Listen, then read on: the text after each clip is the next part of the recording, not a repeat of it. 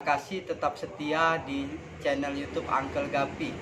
Kali ini Uncle Gapi akan menampilkan cara memelihara gupi menggunakan media air jernih tanpa perlu disipon.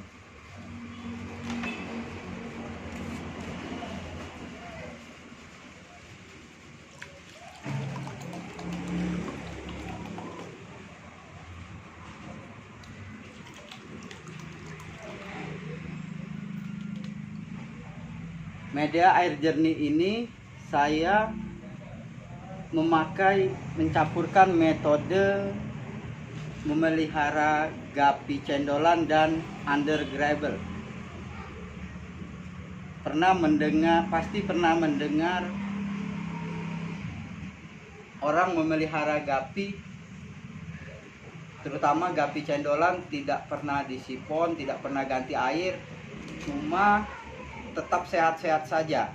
Nah, saya menggunakan metode itu dalam memelihara gapi di air jernih ini. Kalau kita lihat ikan-ikan cendolan itu kan biasanya airnya keruh karena kotorannya itu bercampur. Untuk menekan kotorannya supaya tidak bercampur dengan air menjadi keruh, saya memakai batu koral.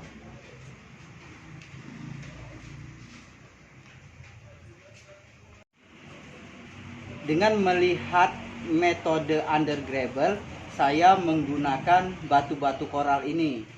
Dengan batu koral ini, kotoran ikan akan mengendap dan akan tertahan oleh batu-batu koral ini. Mungkin kotoran itu ada di bawah batu-batu koral ini. Dan kita melihat orang yang biasa miara di akuarium atau aquascape itu biasa menggunakan rumah bakteri. Nah, saya ini kan memakai batu koral, airnya jernih karena di sini menjadi rumah bakteri. Biasanya kan kalau orang memelihara ikan menggunakan bakteri starter itu untuk menumbuhkan bakteri yang baik. Cuma saya tidak memberikan bakteri starter yang merupakan filter alami karena saya paham atau sudah tahu tentang kualitas air saya sendiri. Karena bakteri itu akan tumbuh dengan sendirinya. Dengan adanya bakteri yang menguntungkan itu, air tetap jernih. Jadi kalau di under gravel kan mereka memberikan probiotik ya. Bakteri starter tadi probiotik yang ditekan ke bawah dan disaring menggunakan aerator. Cuma saya memang di sini tidak menggunakan aerator karena saya ingin gupi saya jadi terlihat lebih alami dan lebih kuat, karena saya fokus untuk. Jadi bagi teman-teman yang tertarik dengan gaya saya memelihara ini, silakan dicoba dengan metode air dengan media yang luas. Karena dengan media yang luas, air kualitasnya dapat terjaga lebih lama dan kita tidak perlu sipon-sipon setiap hari. Ini bisa setahun sekali sipon, atau kalau ada sakit, ikannya sakit, kalau memang mau disipon itu bisa menggunakan selang sipon, tapi yang ujungnya kita bakar biar di sini jadi lebar, dan pada waktu penyedotan daya sedotnya tidak kuat dan yang akan tersedot cuma kotoran. Atau bisa juga menggunakan koralnya jangan terlalu banyak. Jadi kita bisa menyiponnya.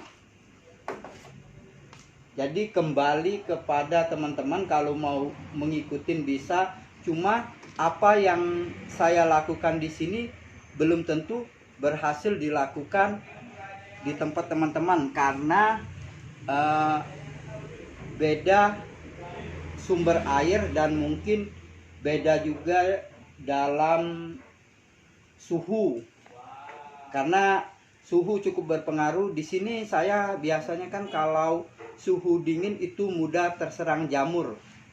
Kalau pakai koral ini kadang kita pegang airnya dingin, dan ikan kalau misalnya kita menggunakan feeling bahwa ikan ini kurang sehat, saya sering menggunakan air panas. Jadi air panas itu saya tambahkan ke sini dengan perlahan supaya suhu air di sini naik.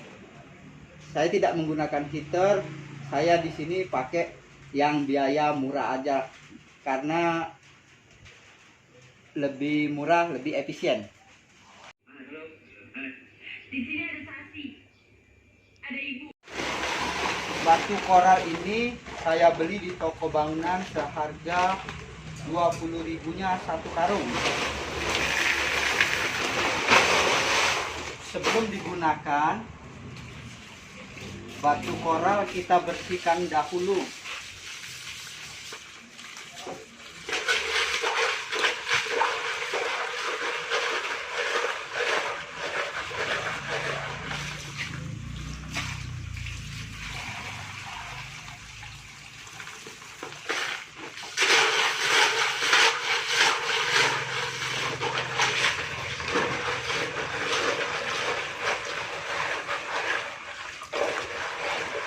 Kita bersihkan sampai airnya jernih.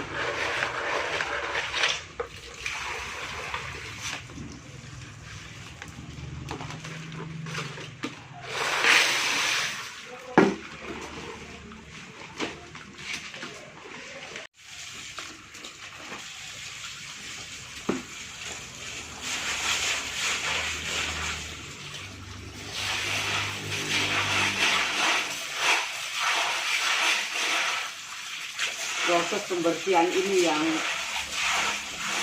agak sulit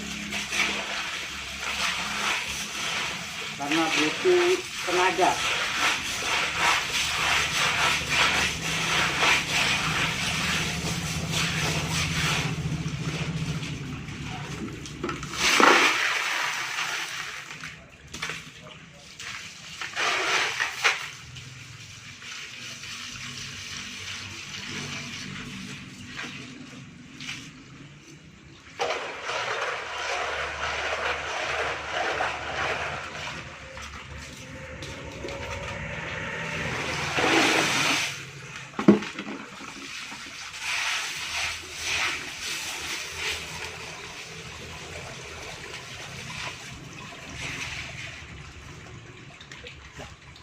Setelah koral dibersihkan dan media telah disiapkan,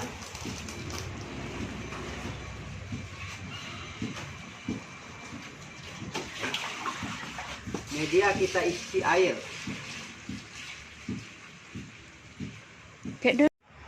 Setelah airnya cukup, kita diamkan selama 24 jam. Karena pada awalnya air keruh.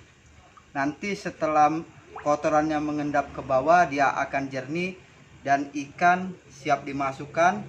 Atau teman-teman bisa juga memasukkan probiotik sebagai filter biologi sesuai dosis yang tertera di aturan probiotik tersebut.